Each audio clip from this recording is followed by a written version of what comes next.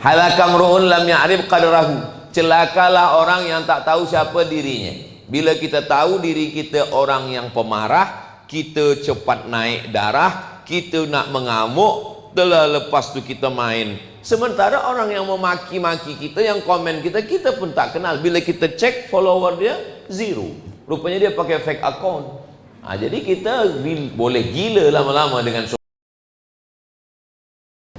syarat masuk ke dalam jannah itu tidak cukup hanya setakat baik. Banyak orang baik, maka syarat utamanya adalah asyhadu an la ilaha illallah wa asyhadu anna muhammadan rasulullah. Itu syarat yang paling utama. Sebelum sholat, sebelum zakat, sebelum puasa, sebelum umrah, sebelum haji, sebelum jihad, yang pertama sekali dia mesti berani untuk mengatakan la ilaha.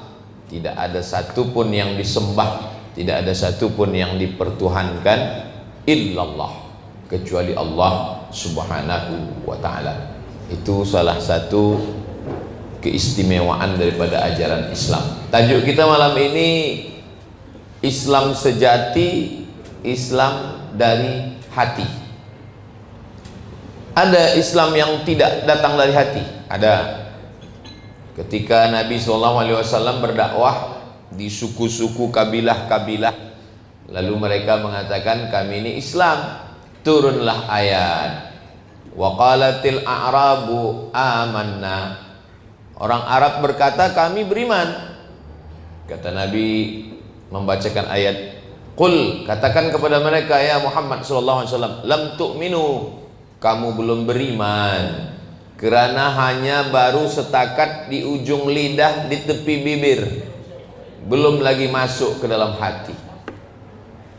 Dari mana datangnya cinta? Dari mata turun ke hati. Zaman dulu begitu, zaman sekarang berubah. Dari mana datangnya cinta? Dari WA turun ke FB. Nah, jadi baru hanya setakat di bibir, belum lagi. Dia mesti sejalan antara bibir dengan hati. Mana yang lebih dulu, hati atau bibir? Maka sesungguhnya semua berawal daripada hati. Kalau sama yang di bibir dengan yang di hati, namanya sejati. Kalau lain di bibir, lain di hati, namanya munafik. Mulutnya berkata Allah, hatinya berkata Lata, Uzza, Manat, Hubal, Jibti, Tawud, Naham. Itu nama Tuhan-Tuhan orang musyrik dulu. Maka dalam Islam, hati dulu. Ala fil jasadi mudghah, ketahuilah di dalam badan itu ada segumpal, ada sekepal, ada seketul. Idza salahat salahal jasadu kulluh.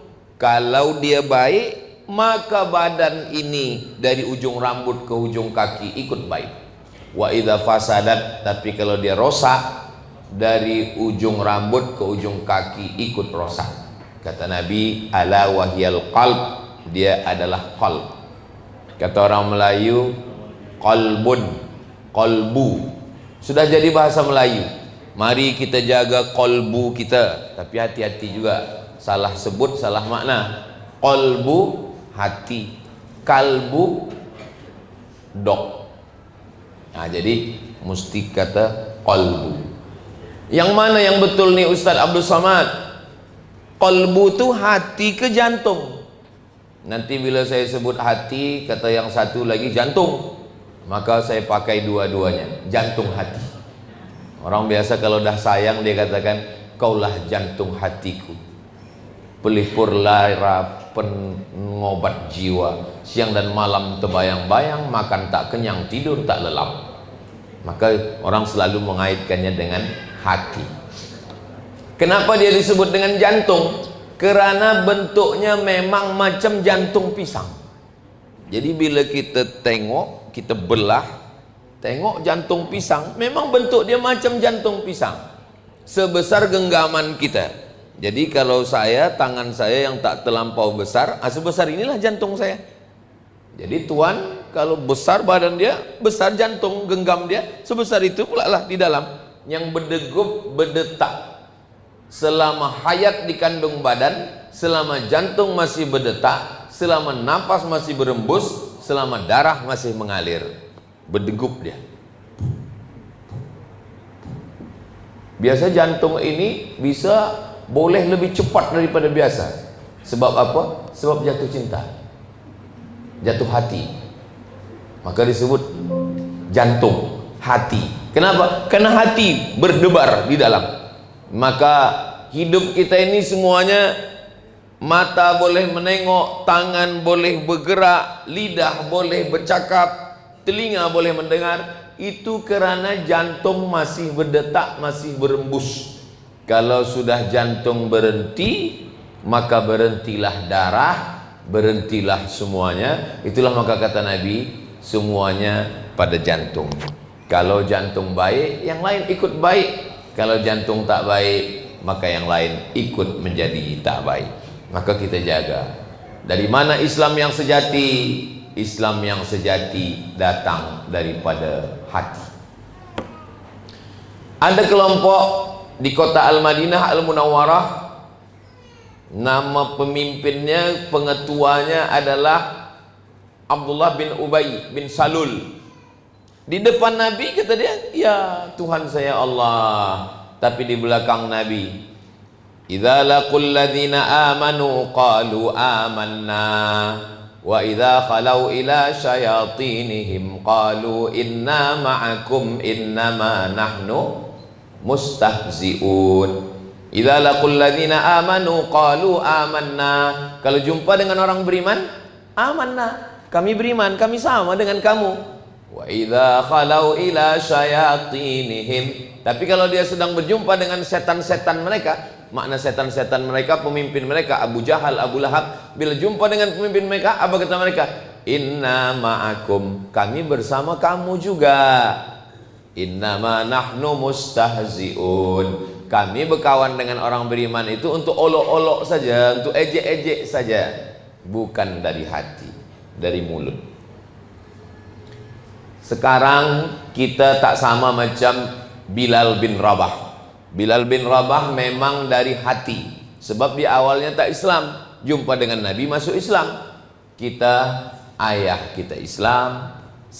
Nama saya Abdul Somad, nama ayah saya Bakhtiar, nama atuk saya Yahya, nama onyang saya Matsah. Saya tak tahu datuk yang keberapa yang mu'allab yang masuk Islam. Karena kami orang Melayu dari datuk-datuk dulu Islam. Jadi awal-awalnya kita ini memang Islam kita tidak dari hati, tapi dari mulut saja. Beza dengan kawan-kawan saya, sahabat saya yang mu'allab. Mereka memang mencari, membaca, selepas itu dari hati paling dalam dia bersyahadat. Jadi memang awal-awalnya kita mungkin dari mulut saja dulu, lalu ke hati. Beza dengan mereka. Kalau mereka hatinya dulu, selepas hatinya baru mulutnya. Jadi bagi kita di negeri Melayu, lahir di tengah komuniti masyarakat Muslim, maka awal-awalnya memang mulut saja dulu, baru lama-lama masuk dia ke dalam hati melalui proses yang panjang. Sama macam orang minum kopi, awal-awal terasa pahit, lama-lama agak suka, lama-lama terasa sedap, lama-lama bini lupa, kopi tak boleh lupa. Begitulah kehidupan ini, ada prosesnya. Begitu juga dengan Islam ini. Awal-awalnya mungkin mulut saja, ikut-ikut saja. Selepas itu belajar Islam, lama-lama barulah dia datang dari hati yang paling dalam. Sejak mula kecil lagi belajar, mendengar azan di masjid, asyhadu an la ilaha illallah, kita pun terikut-ikut, asyhadu an la ilaha illallah. Belajar sembahyang, asyhadu an la ilaha illallah wa asyhadu anna muhammadan rasulullah. Kalau kita hitung kira satu hari, subuh azan 2 kali, asyhadu an la ilaha illallah, asyhadu an la ilaha illallah. Iqamat sekali, asyhadu an la ilaha illallah. Qabliyah subuh sekali, asyhadu an la ilaha illallah. Sembahyang subuh sekali, asyhadu an la ilaha illallah. Duha sekali, zuhur, azan, iqamat, qabliyah, zuhur, ba'diyah. Asar, azan, iqamat, qabliyah, asar. maghrib, azan, iqamah, qabliyah, maghrib, ba'diyah. Isya, azan, iqamah, qabliyah, isya, ba'diyah. Tahajud, asyhadu an la ilaha illallah. Lama-lama dia pun masuk ke dalam hati. Kalau sudah masuk ke dalam hati, terbawa ke dalam mimpi, terbawa ke dalam pikiran, maka sedang mengigau pun itu yang kita cakapkan. Maka ada orang yang masuk ke hospital dalam keadaan tak sadarkan diri, maka yang keluar dari mulutnya adalah la ilaha illallah. Tadi istri saya kirim WhatsApp, kata dia tadi malam Ustadz mengigau. Saya takut betul, apa yang saya cakapkan? Sebab kita tak sadar. Yang cakapkan katanya Ustadz Abdul Somad. Alhamdulillah. Saya tak ada cakap yang lain, tak ada. Apa yang selalu kita pikirkan, apa yang selalu kita dengarkan, apa yang selalu kita cakapkan, itulah yang akan datang ketika kita sedang tidur, ketika kita sedang sakaratul maut. Mudah-mudahan kalau sehari semalam, pagi, petang, siang, pagi, hingga akhirnya kita semua akhir husnul khatimah insyaallah. Maka kalimah yang keluar dari mulut kita bila kita mati nanti la ilaha illallah. Tak susah istri mentalkinkan suami, tak susah suami mentalkinkan istri. Sekejap saja dia ajar la ilaha illallah, sebab dah itu dalam fikirannya, dalam hatinya la ilaha. Tapi kalau yang dalam pikiran tidak la ilaha illallah, susah. La ilaha illallah, mana surat tanah? Boleh kita tersenyum hari ini, tapi ini true story. Terjadi pada setengah masyarakat yang pikirannya itu bukan kepada Allah Subhanahu wa ta'ala. Nah, macam mana supaya dia datang dari hati? Yang pertama sekali, kita perlu membiasakan diri. Dibiasakan hidup bersih supaya bersih. Budak-budak kecil kita katakan, kotor jangan pegang ini, cepat mandi bersih, untuk membiasakan diri. Kita pun begitu juga, kita biasakan dari mula pagi masuk ke masjid, tahiyatul masjid, qabliyah, ba'diyah, selepas sembahyang, afdalul zikri la ilaha illallah. Maka kalau kita dah terbiasa, maka bila kita menengok sesuatu, ingat cepat kepada Allah. Masya Allah, tabarakallah, la haula wa la quwata illa billah. Maka cepat kita membalikkannya kepada Allah. Oh, kereta awak ni elok lah, itu datang dari Allah. Masya Allah, tabarakallah. Ini anak awak, ya, comel, masya Allah, alhamdulillah, masya Allah. Cepat membalikkannya kepada Allah. Kalau kita balikkan kepada diri kita, nanti kita menjadi takbur, sombong. Itulah pintu setan masuk. Ain namanya. Ain, penyakit yang datang daripada mata. Dari mata muncul hasad. Di situ setan masuk ke dalam. Maka semuanya berawal dari nama Allah. Semua perbuatan kita diawali dari Allah. Saya tadi nak melangkah kemari menyebut nama Allah. Bismillahi tawakkaltu 'ala Allah, la haula wala quwata illa billah. Masuk duduk di atas motosikal tadi, apa yang saya cakapkan? Subhanalladzi sakhkhara lana hadza wa ma kunna lahu muqrinin wa inna ila rabbina lamunqalibun. Maha suci Allah yang sudah menundukkan kereta yang besar ini. Jangan sampai dia membawa saya yang membawa dia. Sebab dia lebih besar, lebih berat daripada saya. Asal muasal doa subhanalladzi sakhkhara lana hadza itu doa naik kuda. Subhanalladzi sakhkhara lana hadza, maha suci Allah yang sudah menundukkan kuda ini. Sebab kuda ini binatang yang liar, dia boleh melompat, dia boleh melawan. Rupanya sekarang kita tak naik kuda, kuda besi. Dia boleh juga melawan kalau kita silap salah sikit. Ada tak rasa cemas Ustadz naik motorcycle dari hotel tadi? Ada rasa cemas sikit. Ya Allah, jangan terjadi apa-apa. Sakitnya tak seberapa, malunya ni. Sebab kameramen sudah ini streaming ini, live ini. Esok na'udzubillah keluar berita Ustaz Somad naik motorsikal jatuh. Na'udzubillah. Jadi semua serah pada Allah. Selepas itu la haula wala quwata illa billah. Jadi semasa Ustaz naik motorcycle tadi, apalah yang Ustaz cakapkan selama di atas? Subhanallah, walhamdulillah, la ilaha illallah, wallahu akbar, wala haula wala quwata illa billah. Subhanallah, yang suci itu Allah, bukan saya.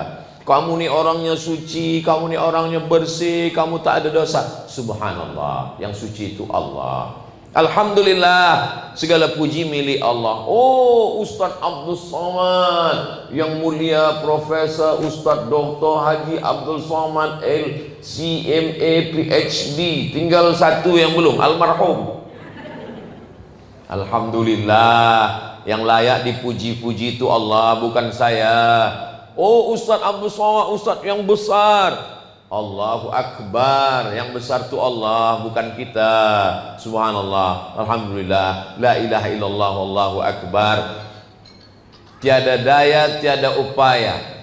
Bangkit subuh tadi, bertolak dari Riau, Pulau Sumatera, pergi ke Jakarta. Dari Jakarta ke Bandar Seri Begawan. Malam ni kita jumpa. Bukan kuasa kita, la haula wala quwata illa billah. Tapi cakap la haula wala quwata itu kita cakapkan selepas semuanya sukses. Program kita dah berjalan, dipuji orang, baru kita katakan ini semua datang dari Allah, la haula wala quwata illa billah. Oh, bisnis awak ni luar biasa, rumah besar, kereta besar, motosikal, la haula wala quwata illa billah. Selepas kita buat, bukan sebelum berbuat. Ini banyak orang sekarang dia malas, dia tak jaga pagi, dia pun tak sembahyang subuh, dia pun tak bekerja. Bila ditanya orang, kenapa awak tak kerja? La haula wala quwata illa billah. Itu tak betul. Ajaran Islam itu selepas kita berbuat, selepas action, maka semuanya kita balikkan kepada Allah Subhanahu wa taala. Ini berangkat daripada hati. Selepas kita biasakan setiap hari mendengar, yang didengar yang baik-baik. Kalaupun lagu-lagu MP3, video MP4, Instagram, YouTube, yang kira-kira mengingatkan kita kepada Allah Subhanahu wa taala. Grup-grup WhatsApp, apa yang dia kirim, apa yang dia share, apa yang dia bagi. Kalau boleh mengingatkan kita pada Allah, kita teruskan. Tapi kalau hanya melalaikan kita, membuatkan kita lupa, maka ingat, kita mati bersendirian. Memang tadi semasa naik motorcycle ramai memang, tapi kalau mati sendiri. Yang mengantar ke kubur ramai, tapi menghadap Allah. Walaqad ji'tumuna furada, kamu akan datang menghadap aku, kata Allah, sendirian. Kama khalaqnakum awwala marrah, sebagaimana dulu aku ciptakan kamu sendirian, kamu pun juga akan mati menghadap Allah sendirian. Istri yang katanya aku tak boleh hidup tanpa engkau, sebelum malaikat maut datang. Selepas datang boleh juga. Artinya apa? Kebersamaan kita ini sebelum kematian datang. Selepas itu semuanya tinggal. Maka kita sadarkan dalam hati kita bahwa setelah kita membiasakan diri, maka kita ikuti amalan-amalan Nabi Muhammad sallallahu alaihi wasallam. Kata Nabi, Allahumma barik li ummati fi bukuriha, berikan berkah pada umatku ini orang yang paling awal jaga tidur. Siapa yang paling awal jaga tidurnya, dia yang paling mulia. Maka ada orang yang jaga pukul 2, ada pukul 3, ada pukul 4. Sekarang waktu subuh di Bandar Seri Begawan pukul berapa? Pukul 5.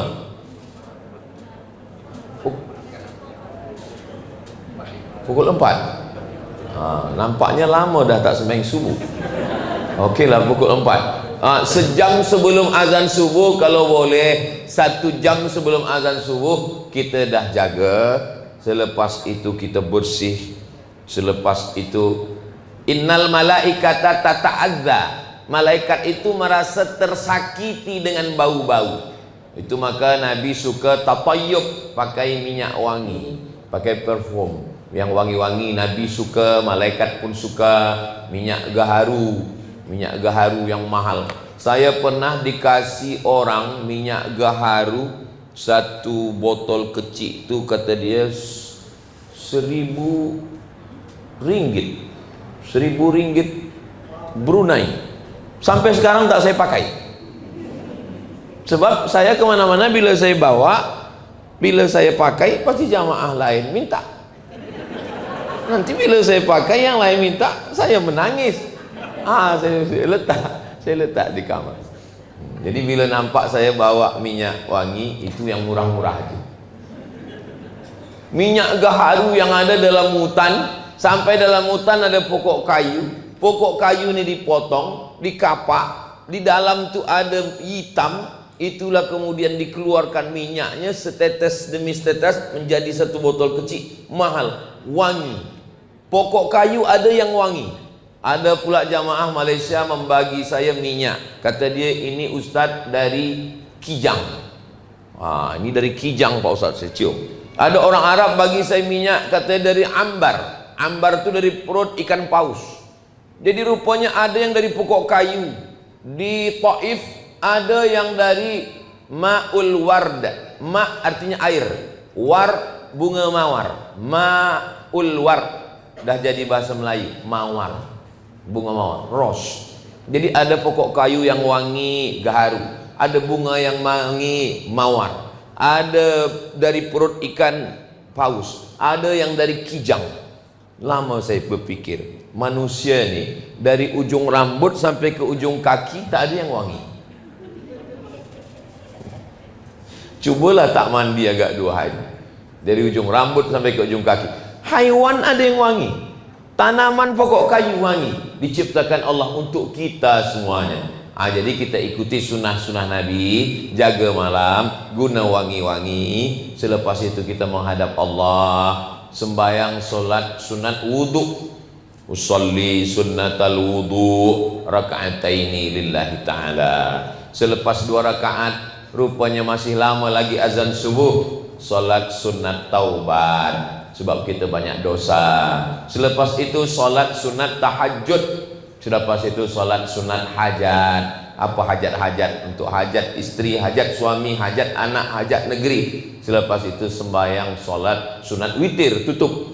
Selepas itu duduk berzikir menunggu azan. Zikirnya 3. Yang pertama istighfar, astaghfirullahalazim alladzi la ilaha illa huwal hayyul qayyum wa atubu ilaih. Selepas itu selawat, Allahumma sholli ala sayyidina Muhammad wa ala ali sayyidina Muhammad. Selepas itu tahlil, afdalu dzikri fa'alam annahu la ilaha illallah, la ilaha illallah. Ada orang berzikir dia suka bersuara, astaghfirullahalazim, astaghfirullahalazim, astaghfirullahalazim. Ada yang dia ingin hening, sunyi, sepi, senyap. Yang berzikir sepi, sunyi, senyap ada dalilnya. Wadhkur rabbaka fi nafsika, sebutlah dirimu dalam hatimu pelan-pelan, hanya engkau dengan Allah saja yang tahu. Yang berzikir kuat-kuat pun ada dalilnya. Mana dalilnya? Ketika azan dikumandangkan kuat, setan lari wa alaiha duratun. Duratun, maaf cakap, setan lari terkentut-kentut. Itu maka azan kuat, Allahu Akbar, Allahu Akbar. Itu dalil azan. Maka kalau kita membacakan ayat-ayat ruqyah menghalau hantu setan, yang dipakai itu yang kuat, bukan yang pelan. Allahu la ilaha illa huwal hayyul qayyum, bukan itu. Yang dipakai kuat, Allahu la ilaha illa huwal hayyul qayyum. La tak, sebab supaya masuk ke telinganya, masuk ke otaknya, masuk ke tangkai jantungnya, masuk ke hatinya, keluar, masuk ke tulang sumsumnya, keluar semua hantu setan yang mengganggu dia. Lalu kemudian selepas itu pagi, kalau puan memasak atau beli makanan, jaga semua keluarga. Selepas itu keluar dari rumah ke office tempat bekerja, bismillahirrahmanirrahim, la haula wala quwata illa billah. Sampai di office tempat bekerja, di depan komputer, laptop bekerja. Selepas itu rehat sejenak, berzikir subhanallah walhamdulillah wa la ilaha illallah wallahu akbar.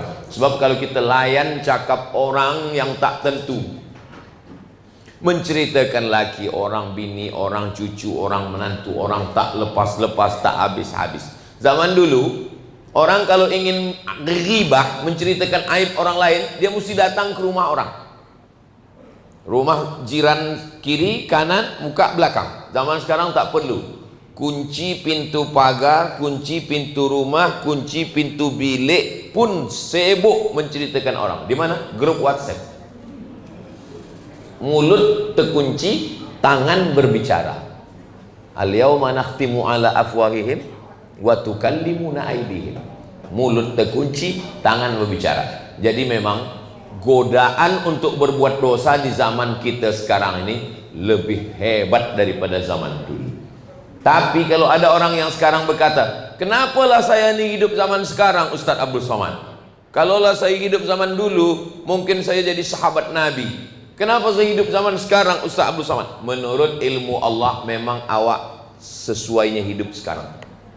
Kalau hidup zaman Nabi, boleh jadi bukan jadi sahabat Nabi, jadi sahabat Abu Lahab. Nah, jadi kita terima sajalah takdir Allah hidup zaman sekarang nih. Jangan berkecil hati, jangan bersusah hati. Saya tidak pernah mengutuk takdir, menyalahkan nasib. Saya hidup lahir tahun 1977, sekarang 2024 sampai ke Brunei Darussalam. Bila saya sebut 177, banyak yang tak percaya. Saya tengok Ustaz Somad ni umurnya macam 27. Umur ini bukan masalah angka, tapi masalah rasa.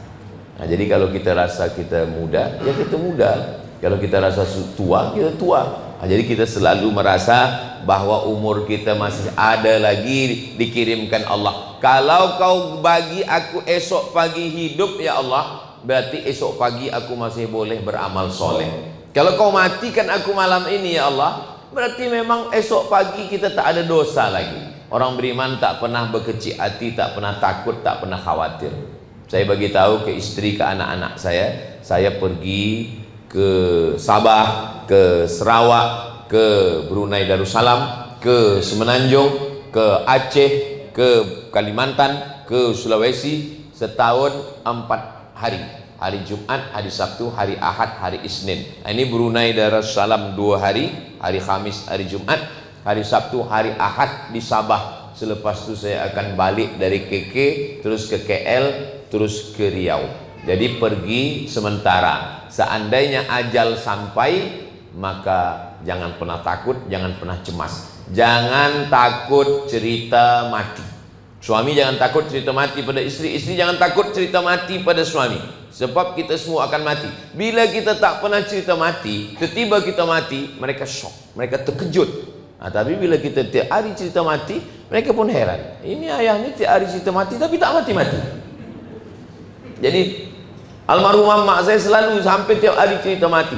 Nanti bila aku mati, aku tak ada anak perempuan, aku ingin supaya tak sakit-sakit, aku ingin supaya lepas mandi bersih mati sebab kamu. Jadi kita semua pun merasa siap, tidak terkejut. Kenapa? Karena memang hidup ini pasangannya adalah mati. Muda itu pasangannya adalah tua. Sehat itu pasangannya adalah sakit. Berani hidup, berani menghadapi mati. Takut mati, jangan hidup. Takut hidup, mati saja. Nah, jadi boleh. Siapa yang nak tulis di baju t-shirt boleh. Berani hidup, tak takut mati. Takut mati, jangan hidup. Takut hidup, mati saja. Tapi baju yang bertulis macam ni jangan bawa sembahyang Jumat. Nanti orang belakang baca, betul juga kata dia. Encik puan-tuan yang dimuliakan Allah Subhanahu wa taala, selepas kita biasakan mendengar zikir-zikir ini, hidupkan diri kita mengikuti sunnah Nabi sallallahu alaihi wasallam. Dari mulai terbit matahari sampai tenggelam matahari sampai malam, jangan tidur terlampau malam sebab susah bangun untuk tahajud malam. Jadi usahakan cepat tidur. Bismika Allahumma ahya wa amut. Jangan baca sekarang, boleh tertidur. Nah, kadang tak dibaca pun tertidur. Ada orang susah nak tidur, kena penyakit insomnia. Saya ni Ustaz Somad, susahlah tidur. Bila awak tertidur, sembahyang Jumat waktu khatib naik ke atas. Bila khatib dah naik, menguap tu. Orang yang tertidur itu ada dua sebab. Yang pertama digoda setan, yang kedua kurang gizi. Maka kita mesti makan yang sehat-sehat, yang tidak ada banyak mengandung penyakit. Dari mana makanan penyakit itu datang? Al-ma'idatu baitu kulli da. Perut adalah rumah segala penyakit. Semua penyakit itu datang daripada perut. Itu maka kata Nabi, kulu, makanlah, washrabu, minumlah, wala tusrifu, jangan berlebih-lebih. Kenapa kita disuruh makan buah dulu? Sebab bila kita dah makan buah, perut kita kenyang, sikit kita makan nasi. Kenapa kita disuruh mengunyah? Sebab orang yang mengunyah banyak, itu dia cepat kenyang. Orang kalau mengunyah banyak, tapi kalau kunyahnya sikit, kanan kiri gol, dia lambat kenyang. Kalau lambat kenyang, banyak yang dimakan. Nanti mungkin orang bercakap, ini Ustaz Somad ini kurus ini karena kurang makan. Bukan, saya kurus ini bukan kurang makan, memang sudah takdir saya begitu. Saya makan sebanyak apapun tak bertambah-tambah. Jadi pernah ada doktor di Batam, kata dia, Ustaz Somad, saya tengok Ustaz ni kurus betul, kalau boleh Ustaz agak gemuk sikit supaya orang segan. Rupanya kalau kita kurus orang tak segan. Kata dia, cuba Ustaz kalau gemuk sikit orang segan. Macam mana caranya doktor? Ustaz minum susu sehari 3 kali. Pagi 1 gelas, siang 1 cawan, malam. Saya cuba 1 bulan minum. Selepas tu saya timbang, tak bertambah-tambah. Macam mana ni doktor? Kata doktor, berarti Ustaz memang sudah takdir Allah. Terima sajalah takdir. Saya cuma ingin nak katakan, yang kurus tak apa-apa, yang gemuk pun tak apa-apa, yang penting sihat. Jangan pikirkan cakap orang. Hidup ini sebenarnya tak susah, hidup ini tak payah. Yang payah itu memikirkan komen manusia. Sebab memikirkan manusia ini, dulu bila kita duduk di rumah hari Ahad cuti, kita di rumah, kepala kita tak pening, sebab kita tak jumpa orang yang komen kita. Sekarang bila kita cuti hari Ahad duduk di rumah, makin pening kepala. Kenapa? Semua orang komen, FB komen, Instagram komen, TikTok komen. Maka saya tak ada baca komen.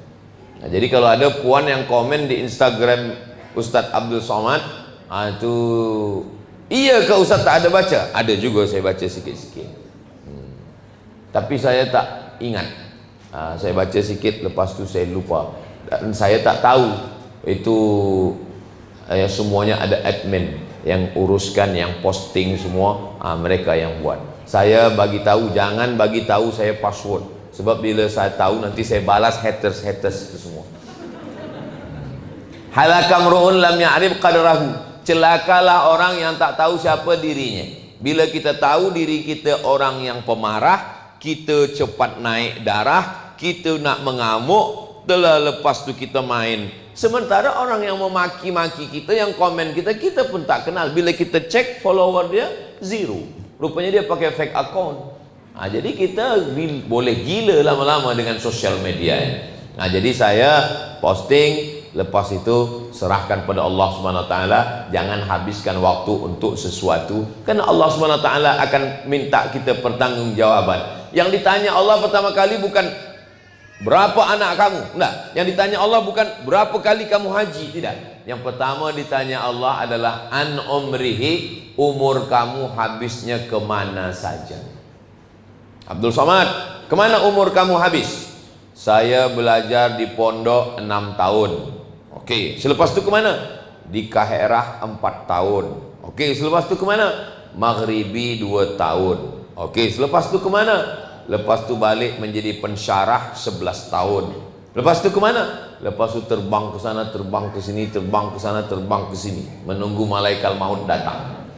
Jadi hidup kita ini sebenarnya menunggu ajal datang. Kalau sudah ajal datang, selesailah semuanya. Jadi kalau ada orang mengadu ke saya, Ustaz Somad, hidup saya ini berat betul, banyak cubaan, sulit, susah, payah.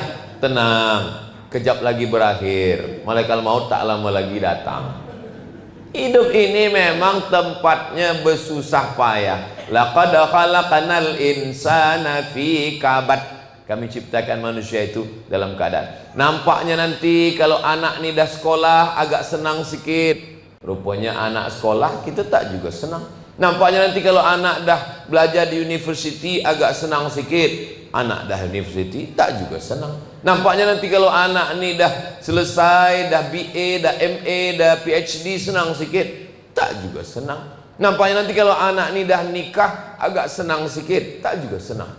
Kebahagiaan itu adalah ketika kita bersyukur kepada Allah Subhanahu wa taala. Jadi ada anak kecil, kita syukuri kecil. Ada anak sedang belajar di college, kita syukuri. Maka kata Nabi sallallahu alaihi wasallam, kalau boleh kamu punya 3 saja cukup. Yang pertama, qalban syakira, hati yang bersyukur. Yang kedua, lisanan zakira, lidah yang berzikir. Yang ketiga, zaujatan solihah, istri yang solihah. Ada yang 3 itu, engkaulah pemilik dunia beserta isinya. Jadi kalau saya tengok dari mata dan wajah tuan-tuan, nampaknya 3-tiganya ada pada tuan-tuan. Yang pertama, qalban syakira. Yang kedua, lisanan zakira. Yang ketiga, zaujatan solihah. Begitu juga dengan puan. Puan pun 3 juga. Hati yang bersyukur, lisan yang berzikir, dan suami yang soleh. Kalau sudah ada, syukur kepada Allah. Ya Ustaz Abdul Samad, saya memang inginkan suami yang soleh, tapi kalau boleh putihlah sikit. Allah bagi ke kita bukan yang kita minta. Allah bagi ke kita yang sesuai menurut ilmu Allah. Allah bagi dia hitam-hitam si tampuk manggis, walaupun hitam ku pandang manis. Kenapa Allah bagi macam itu? Supaya puan tak pusing pening kepala. Cuba kalau dia bagi putih, handsome, mata biru, rambut bulu jagung, lambat dia sikit balik, stres. Allah, betul Ustaz Somad. Allah bagi yang macam itu, 2-3 hari dia tak balik, saya tak apa-apa. Dia ambil orang boleh, ambillah. Allah bagi kepada kita sesuai menurut Allah Subhanahu wa taala. Asa antakrahu syai'an wa huwa khairul lakum. Berapa banyak yang kamu benci, kamu tak suka, tapi sebenarnya di balik itu ada kebaikan-kebaikan. Asa antakrahu syai'an wa ya'alallahu fihi khairan katsira. Boleh jadi kamu benci sesuatu, tapi di balik itu banyak kebaikan-kebaikan. Maka orang selalu berkata, mungkin ada hikmahnya, mungkin ada hikmahnya. Jadi yang pertama, biasakan untuk mendengar yang baik, menengok yang baik. Yang kedua, biasakan melakukan yang baik, ikut sunnah dari buka mata, bangun, jaga tidur sampai tidur malam. Yang ketiga, jaga makanan. Kenapa makanan? Sebab makanan masuk ke mulut, masuk ke perut, berubah jadi darah, darah masuk ke jantung.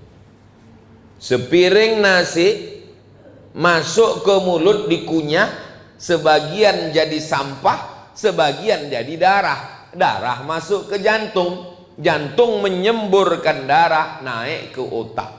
Dari otak turun ke mata, dari otak turun ke telinga, dari otak turun ke lidah, dari otak turun ke hati, dari otak turun ke semuanya. Makanya kalau orang makanannya elok, yang lain ikut jadi elok.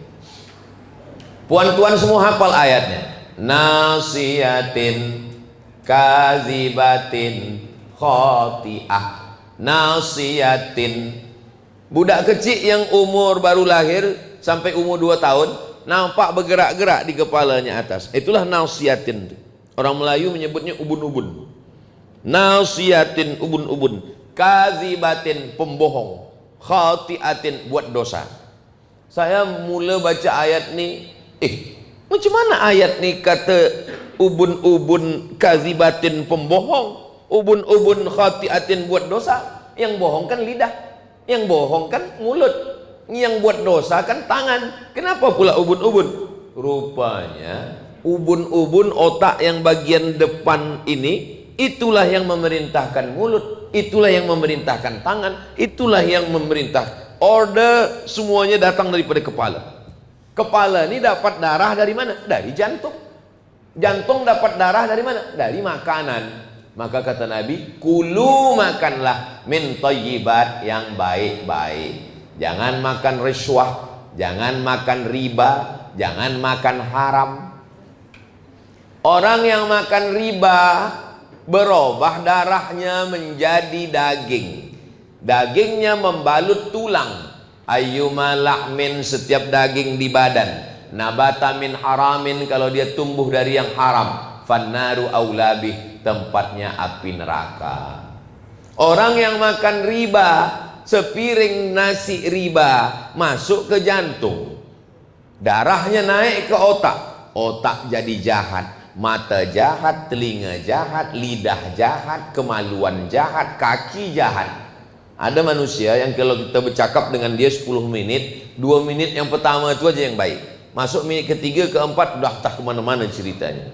Sebab apa? Sebab makan haram. Makanya kata Nabi, kul, makanlah, washrab, minumlah, walbas, berpakaianlah yang elok-elok. Sebab apa? Dari makanan. Atib mata'amak, jaga makananmu, takut mustajabad dakwah, doamu dikabulkan Allah. Ada orang yang pakai kain ihram, tangannya dia angkat ke langit, doanya tak dikabulkan Allah, padahal dia di tanah haram, padahal pakaian ihram. Kenapa? Mata'amuhu haram, makanannya haram. Masrabuhu haram, minumannya haram. Malbasuhu haram, pakaiannya haram. Wa ghudhiya bil haram, dibagi makan haram. Tapi jangan sebab Ustaz Abdul Somad malam ni cerita makanan, lalu esok pagi kalau ada kawan ajak makan, jom saya nak belanja awak, ini halal ke tidak? Taklah macam tu. Kata lo, kata dah tengok dia orang baik, tapi lama hidup banyak dirasa, jauh berjalan banyak ditengok. Saya mengalami pengalaman jumpa dengan beberapa orang yang luar biasa. Kenapa luar biasa? Luar daripada biasa, tak biasa. Saya jalan dengan dia, kami pun singgah ke tempat makan, restoran. Saya makan, saya tak ada pantang. Selalu orang tanya saya, Ustaz ada pantang? Saya kata satu saja. Apa? Pantang dekat, habis. Saya tengok dia cuma makan kuah saja. Selepas tu saya tanya, kenapa Pak Cik tak makan? Ini ada ayam, ini ada kerbau, ini ada kambing, kenapa tak makan? Kata dia, saya tak tahu yang menyembelihnya siapa. Dalam hati saya dah habis 3 piring. Saya tak pikirkan yang menyembelih siapa. Sebab saya tengok rumah makan Padang. Rumah makan Padang orang Minangkabau Islam semua. Kalau udah disebut Minangkabau itu di Sumatera. Kalau udah disebut Minangkabau itu Islam. Kalau ada Minangkabau tak Islam, hilang Minangnya, tinggal Kabau. Nah, jadi kalau udah sebut rumah makan Minangkabau, Islam lah dia. Takkan dia jual makanan tak sembelih. Tapi rupanya orang ini sangat halus. Dia takut ini tak siapa yang menyembelih. Oh, luar biasa. Dia, apa makna luar biasa? Luar daripada biasa. Satu ketika saya pergi lagi, jumpa orang. Kami makan semua. Kata saya, silakan makan. Makan. Makanan tu banyak, tapi yang dia makan satu mangkuk tu aja. Yang lain tidak. Selepas makan saya tanya, nampaknya Pak Cik ni diet ni, tak banyak makan. Kenapa cuma makan mangkuk ini, yang lain kenapa tidak? Sebab Ustaz tunjuk tadi yang mangkuk tu aja, yang itulah yang halal, yang lain tak halal. Saya kata, memang manusia ni, kalau dah duduk kita sama, halal lah itu semua. Tapi rupanya dia amat sangat halus menjaga makanan. Jadi saya nak bagi tahu, bukan saya nak suruh tuan puan esok macam yang jumpa orang ni. Ini dia luar daripada kebiasaan. Kalau kita dah tahu rumah makan di Brunei Darussalam Islam, ada tulisan Allah Muhammad, tak perlu lagi kita pergi pula ke dapur menengok mana dah potong atau belum, tengok batang leher dia dah betul putus atau tidak. Tak perlu. Sebab apa? Sebab ada qarinah, ada tanda-tanda, ada indikasi bahwa ini sudah Islam, sudah halal. Tapi ada manusia-manusia yang amat sangat takut makan haram. Ustaz Abdul Somad dijemput oleh bank, bukan Islamic bank, konvensional bank, bank yang tak Islam. Ada riba di situ. Ya. Ada kami tengok Ustaz Somad tazkirah di bank tak Islam. Memang saya kalau dijemput selalu saya datang. Bank-bank konvensional semua bila jemput saya datang. Tapi biasa lepas sekali itu dia tak jemput lagi. Sebab di situ saya cerita riba ni haram. Huwal awwalu wal akhir. Itu yang pertama dan terakhir. Kalau saya dijemput di bank konvensional, bukan Islamic bank, dia bagi air, air tak saya minum. Dia bagi kuih, kuih tak saya makan. Dia bagi makan, makanan pun tak saya makan. Dia bagi duit, saya ambil. Dibagikan duit haram kepada masalih ammah. Masalih ammah untuk orang banyak, untuk anak yatim, untuk fakir miskin. Misalkan puan-tuan punya duit banyak. Duit banyak ini takut disimpan di rumah. Islamic Bank tak ada. Mana tahu dapat kerja jauh di mana ke, di UK ke, di Amerika ke, di mana. Lepas itu maka diletakkanlah duit di bank konvensional. Tentu di sana ada ribanya. Lalu dia bagi duit. Duit ini tak boleh dibuang ke laut, haram. Duit ini tak boleh dibakar. Lalu duitnya ambil duit riba itu, bagikan kepada masalih ammah yang dipakai untuk keperluan umat Islam secara am. Anak yatim, fakir miskin. Masjid boleh. Tapi kalau kita bagi saja. Assalamualaikum Tuan Imam, ya, bagi saya. Tak perlu cakap Assalamualaikum Tuan Imam, ini ada duit haram sikit. Bagi saja. Itu terlampau jujur namanya. Jangan bagi anak bini makan haram, sebab dia berpengaruh kepada cara berpikir melawan. Kenapa ini melawan, Ustaz? Salah satu sebabnya adalah haram. Maka kalau kita nak tenang hidup, di mana letak ketenangan itu? Tenang bukan di mata. Kita boleh beli tempat tidur mahal, tapi kita tak boleh membeli tidur. Kita boleh beli rumah besar, tapi kita tak boleh beli ketenangan. Sebab ketenangan datang dari Allah. Huwallazi anzala sakinata fi qulubil mu'minin. Allah yang menurunkan ketenangan ke dalam hati orang yang beriman. Hati itulah letaknya ketenangan. Dan ketenangan itu datang dari Allah Subhanahu wa taala. Kenapa orang pakai narkotik? Kenapa orang pakai sabu-sabu? Kenapa orang pakai khamar? Ingin tenang. Sebab dunia ini sudah kacau balau. Dia ingin tenang. Ketenangan hanya datang dari Allah, dan Allah tidak akan berikan ketenangan ke tempat darah yang haram. Jadi bila kita silap salah dosa, kita bertaubat, kita tinggalkan yang haram-haram ini, kita ikuti yang tiga.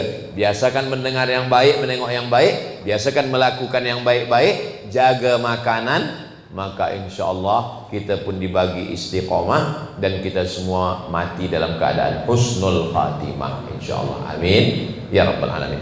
Itu tazkirah malam ini yang boleh saya sampaikan. Bagi yang boleh mengingat, ingat baik-baik. Bagi yang tak boleh mengingat, saya tak boleh fokus lah dengan yang Ustaz sampaikan tadi, saya tak ingat. Ini tazkirah boleh ditonton ulang di channel Ustaz Abdul Somad Official. Subscribe, like, share, and comment.